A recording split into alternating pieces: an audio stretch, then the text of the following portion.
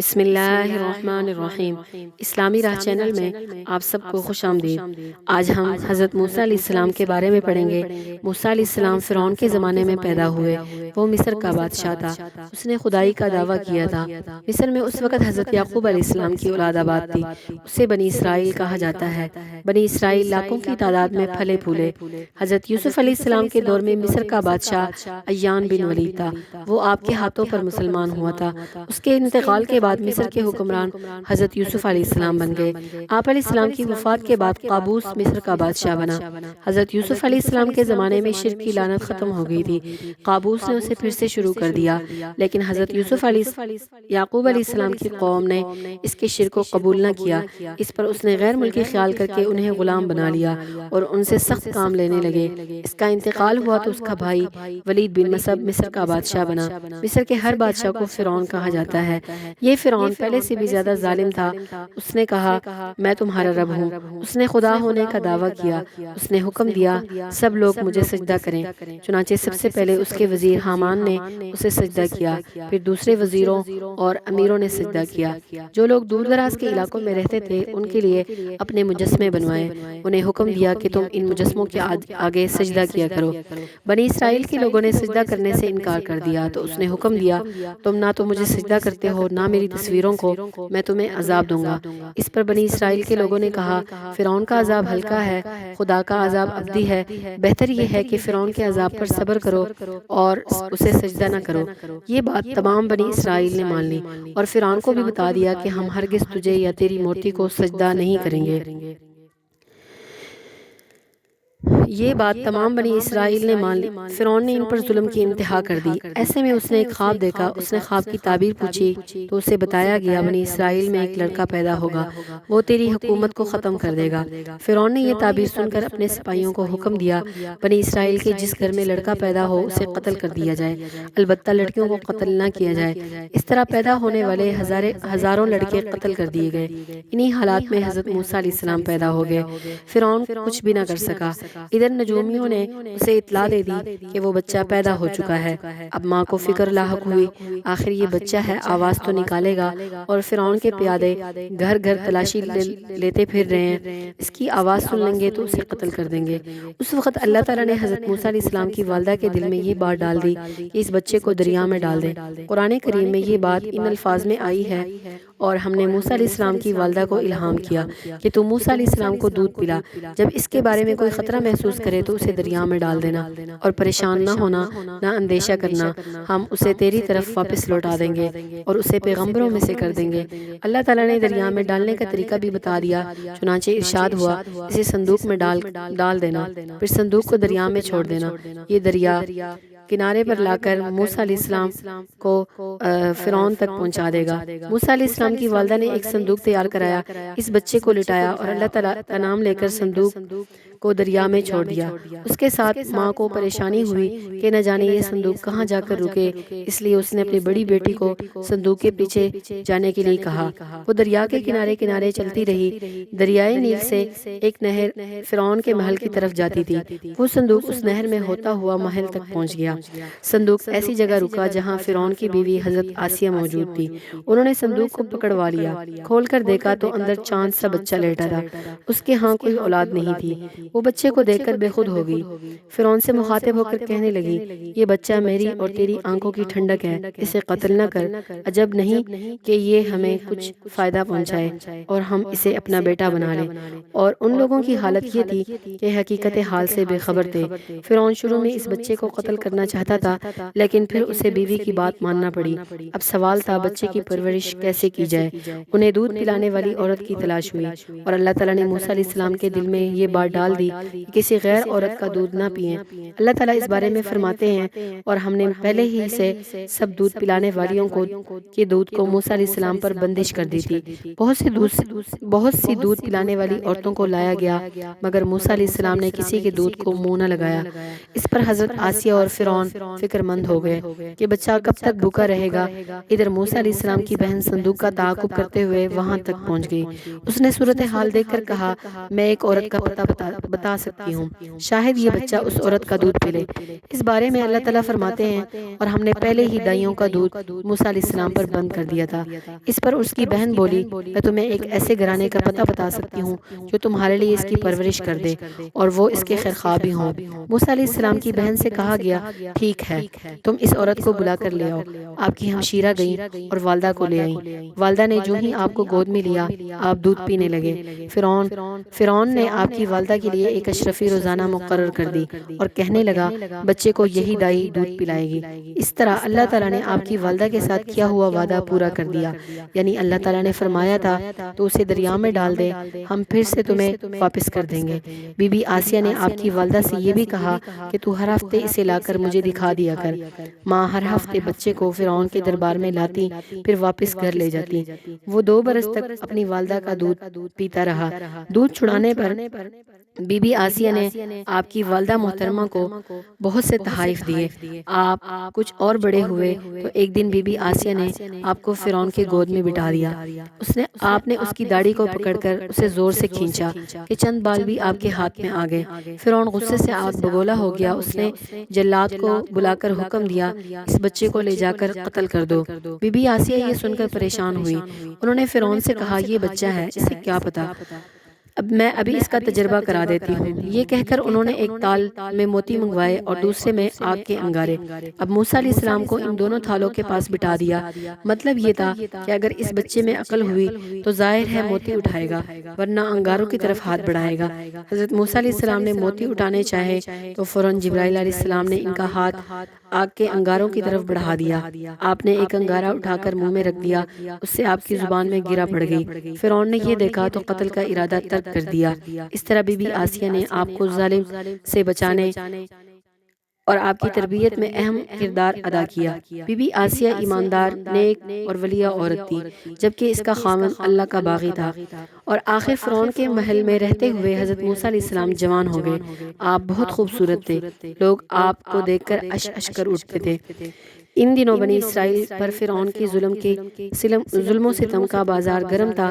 آپ کے جوان ہونے پر اس قوم پر مظالم میں کمی آ گئی اور فرعون لوگوں پر ظلم کرنے میں احتیاط کرنے لگا، کیونکہ وہ سوچتا تھا کہ کہیں ہمارے مظالم سے موسیٰ علیہ السلام ناراض نہ ہو جائے۔ موسیٰ علیہ السلام کسی پر ظلم ہوتا دیکھتے تو وہ پسند نہیں کرتے۔ آپ کے دربار میں آپ کے اس دور کے بارے میں اللہ تعالیٰ فرماتے ہیں اور جب موسیٰ علیہ السلام اپنی جوانی کو پہنچا تو ہم نے اسے صحیح فہم اور علم عطا کیا اور ہم نیک چلن اختیار کرنے والوں کو ایسا ہی صلہ دیا کرتے ہیں۔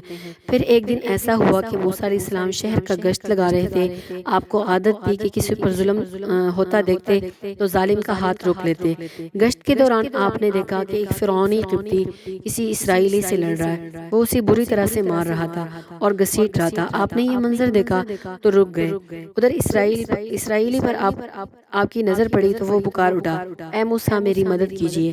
ایک تو وہ بیچارے مظلوم تھے، دوسرے تھے بھی اسرائیلی۔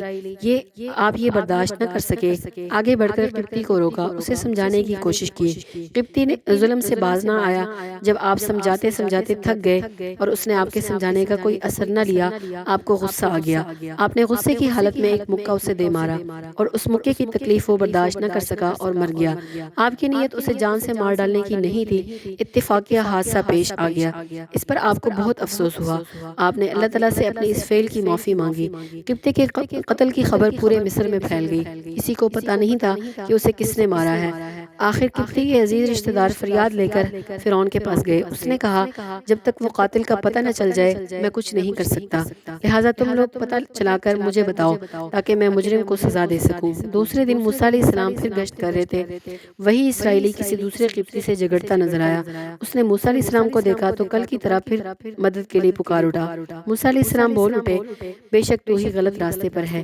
اسرائیلی نے جب یہ دیکھا کہ آج موسیٰ علیہ السلام اس کی مدد کے لیے تیار نہیں تو وہ بول اٹھا، اے موسیٰ، جس طرح کل تم نے ایک شخص کو قتل کر دیا تھا، آج مجھے قتل کرنا چاہتا ہے۔ اسرائیلی کے اس جملے سے قتل کا راز کھل گیا کہ کل کو وہ قبطی موسیٰ علیہ السلام کے ہاتھوں مارا گیا تھا۔ فرعون کو جب یہ خبر ہوئی تو اس نے فوراً آپ کی گرفتاری کا حکم جاری کر دیا۔ کل تک اس نے آپ کو اولاد بنا کر پالا تھا اور آج گرفتاری کا حکم دے رہا تھا۔ فرعون کے دربار میں ایک شخص موسیٰ علیہ السلام سے بہت محبت کرتا تھا۔ وہ فوراً آپ کے پاس پہنچا اور بولا، اے موسیٰ، بلا شبہ اہل دربار آپ کے بارے میں مشورہ کر رہے ہیں، آپ کو قتل کر دیں، سو آپ یہاں سے نکل جائیں، میں آپ کے خیر خواہوں میں سے ہوں۔ اس وقت تک موسیٰ علیہ السلام کو اللہ تعالیٰ کی طرف سے نبوت نہیں ملی تھی، اس لیے آپ اس آدمی کے مشورے سے مدین کی طرف روانہ ہوئے۔ آپ کو مدین کا راستہ معلوم نہیں تھا، بس اللہ کے بھروسے نکل کھڑے ہوئے۔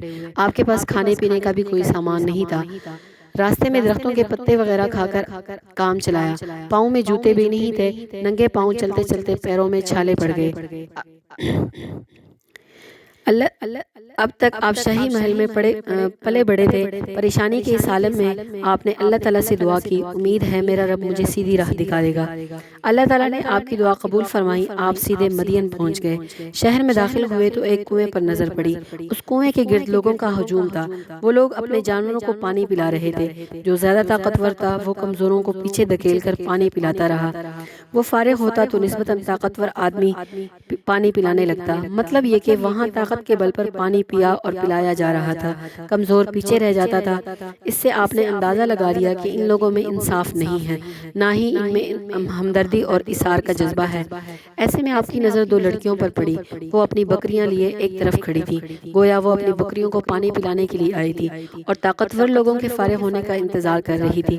موسیٰ علیہ السلام سے لڑکیوں کی یہ حالت دیکھی نہ گئی۔ آپ کا دل بھر آیا، ان کی طرف بڑھے اور ان سے پوچھا، تم یہاں کیسے کھڑی ہو؟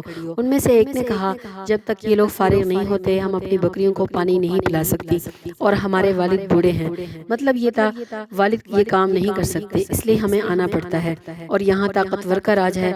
یہ بات سن کر موسیٰ علیہ السلام جوش میں آ گئے۔ آپ نے سوچا میری موجودگی میں یہ کمزور لڑکیاں ہمدردی سے کیوں محروم رہیں؟ یہ سوچتے ہی آپ جوش میں آ گئے، آگے بڑھے اور مجمع کو چیرتے چلے گئے۔ آپ ان سب کے لیے اجنبی تھے۔ انہیں بہت تعجب ہوا کہ یہ شخص کیا کر رہا ہے۔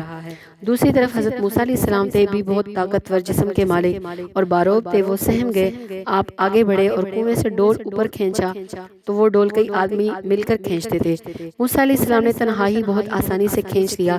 یہ دیکھ کر وہ لوگ کہنے لگے، یہ آدمی ہے یا جن؟ آپ نے ان لڑکیوں کی بکریوں کو پانی پلایا، پھر خود ایک درخت کے سائے میں بیٹھ گئے اور یوں دعا کرنے لگے، اے میرے پروردگار، جو بھی قسمت میں ہو تو وہ بھیج دے، میں اس کا حاجت مند ہوں۔ ان لڑکیوں کی بکریاں پانی پی چکی تو وہ خوش خوش گھر کی طرف چل پڑی، چونکہ آج بہت جلد گھر آ گئی تھی۔ اس پر ان کے والد بہت حیران ہوئے۔ ان بچیوں کے والد اللہ تعالیٰ کے نبی حضرت شعیب علیہ السلام تھے اور اس وقت تک بوڑھے ہو چکے تھے۔ انہوں نے اپنی بیٹیوں سے پوچھا، آج تم اس قدر جلد کیسے لوٹ آئیں؟ وہ بولی، اللہ بھلا کرے اس مصری نوجوان کا، اس کی وجہ سے ہم جلد آ گئی۔ پھر انہوں نے تفصیل سنا دی اور بولی، ابا جان کیا ہی اچھا ہو آپ اس مصری نوجوان کو مویشی چرانے کے لیے رکھ دیں۔ ایک تو وہ بہت طاقتور آدمی ہیں، دوسرے امانت دار بھی، کیونکہ ہم ان دونوں باتوں کا اپنی آنکھوں سے دیکھ چکے ہیں۔ اس پر حضرت شعیب علیہ السلام بولے، تم نے یہ باتیں اتنی جلدی کیسے جان لی؟ انہوں نے جواب میں کہا، اس کی طاقت کا اندازہ تو ہم نے اس بات سے لگا لیا کہ جس ڈول کو کئی آدمی مل کر کھینچتے ہیں اس نوجوان نے تنہا ہی کھینچ لیا، اور اس کی امانت دار ہونے کا اندازہ ہم نے اس سے لگا لیا کہ جب ہم نے اس سے پوچھا کہ تم الگ کیوں کھڑی ہو، آگے بڑھ کر اپنی بکریوں کو پانی کیوں نہیں پلاتی، تو اس وقت اس کی نظریں بالکل نیچے رہیں۔ باقی آپ اسے دیکھ کر خود اندازہ لگا لیں۔ حضرت شعیب علیہ السلام نے ساری بات سن کر کہا، ٹھیک ہے، تم جا کر اسے بلا لاؤ۔ اب ان میں سے ایک پھر حضرت موسیٰ علیہ السلام کے پاس آئی اور اس کی حالت یہ تھی کہ شرم و حیا اس کے چھال ڈھال سے ٹپک رہی تھی۔ آپ کے نزدیک آ کر بولی، میرے والد آپ کو بلاتے ہیں، آپ نے ہمارے جانوروں کو پانی پلایا تھا، وہ آپ کو اس کا صلہ دینا چاہتے ہیں۔ آپ نے اللہ تعالیٰ سے خیر طلب کی تھی، اس نے اپنے نفس سے نئی جگہ اور نئے ملک میں خیر بھیج دی، وہ اسے کیسے قبول نہ کرتے؟ فوراً اس لڑکی کے ساتھ چلنے کے لیے تیار ہو گئے۔ آپ نے اس سے فرمایا، ٹھیک ہے، میں تمہارے ساتھ چلتا ہوں، لیکن میں آگے چلوں گا، تم میرے پیچھے رہنا۔ یہ ترکیب آپ نے اس لیے اختیار کی تاکہ اس اجنبی لڑکی پر نگاہ نہ پڑے۔ ظاہر ہے لڑکی آگے چلتی تو وہ آپ کو نظر آتی رہتی۔ یہ بھی موسیٰ علیہ السلام کے امانت دار ہونے کا ثبوت تھا۔ اس طرح موسیٰ علیہ السلام حضرت شعیب علیہ السلام کے پاس پہنچے، انہیں اپنی کہانی سنائی۔ شعیب علیہ السلام نے ساری تفصیل سن کر کہا، ٹھیک ہے، آپ فکر نہ کریں، ڈرنے کی ضرورت نہیں۔ یہ مدین ہے جو مصر کی حدود سے باہر ہے، یہاں فرعون کی حکومت نہیں۔ پھر مدین اور مصر کے درمیان کافی فاصلہ ہے۔